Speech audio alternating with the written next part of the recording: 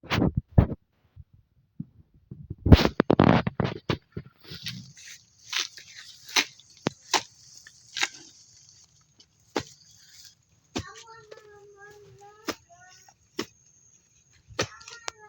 guys, tatanim tayo ng tundan guys.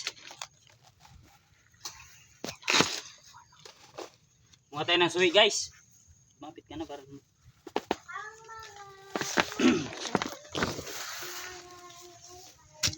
palitan natin guys yung mga nangabual. At ito sa ngayon, ito munang latundan ng ililipat namin guys. Kasi 6 na piraso na yung suwi nito guys eh. Bunga na yan, buti nga hindi nabuhat. Ito guys.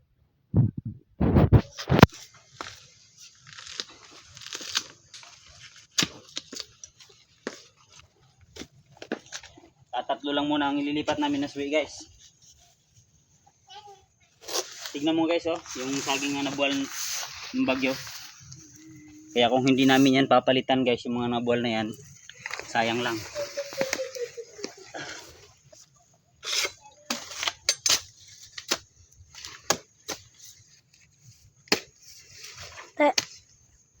Ngayon ayusin mo paghawak niyan.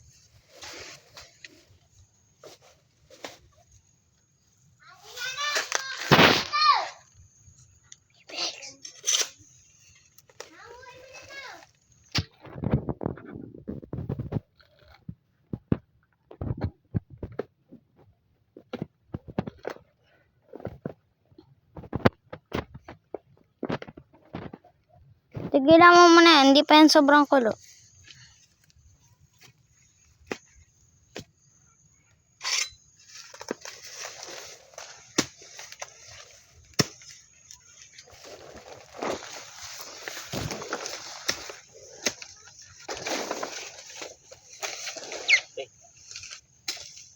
Nakuha na namin yung 3 suwi guys.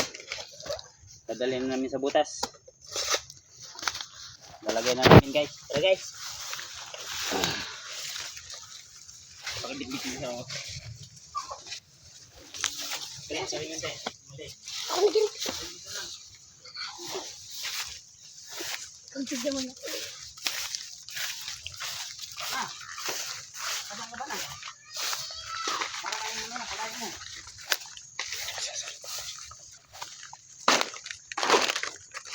Doon kasi babaw guys.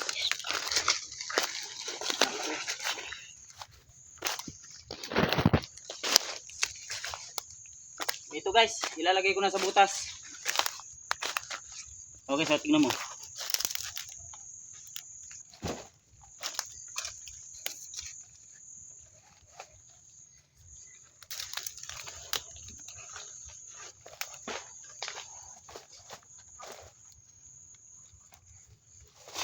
Yan guys. Ay time ko na yung isa.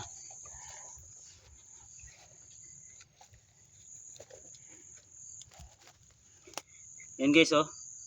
Tignan mo yung saging na nabuwal ng bagyo guys oh. Yung mga ganyan na ano guys, kung hindi namin yan papalitan, kahit nalatundan man lang, sayang yung panahon.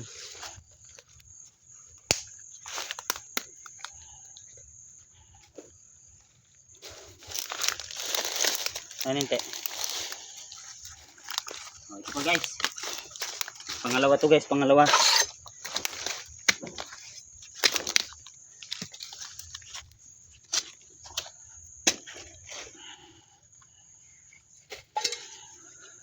Lagay ko na guys.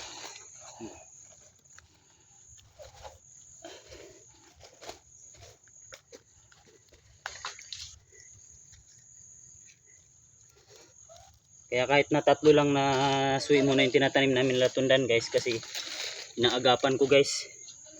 Hindi naman kasi siya katulad ng mga saba na mabilis dumami yung suwi niya, kuro-kurumpul. Ito kasi mayroong 3, 6, ganyan lang guys. Hindi mo siya basta-basta kuhanan ng suwi hanggat wala siyang bunga. Ay magkakasakit yung mga latundan.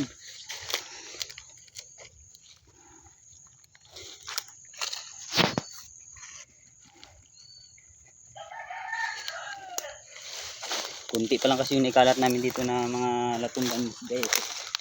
Kaya ganito. Magtyaga kaming nagtatanim.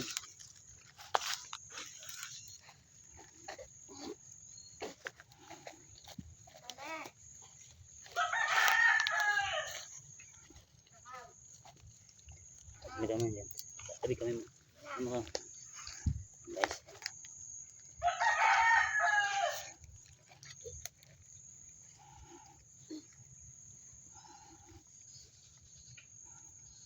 Tabi na tama. Okay guys. Yari na yung 3. So, iba naman yung gagawin namin guys. Saba na naman yung itatanim namin. Okay. Thank you guys. Huwag sana kayong magsawa na suportahan kami guys ha. Kahit ganyan lang yung video namin. Mga ano lang ng gawain bundok lang. Ganito kasi yung nasa bundok guys eh. Kapag ang hanap buhay mo guys, mga ganitong uring hanap buhay, marami tayong kalaban. Yung bagyo, pagka dinaanan talaga ng bagyo guys, pinsalang mabuti. Kapag hindi ka nagtatanim uli, wala na. Mababawasan din yung income na kinikita mo, hindi na makatulad yung nagtatrabaho ka sa pabrika na mayroon ng kita agad na nakafix. Eh dito kasi sa bundok guys, seasonal lang ang kita dito. Hindi pari-parihas, may malaki, may kunti lang, malit lang. Tara guys, salamat guys ha. Hanggang dito na lang yung video namin guys.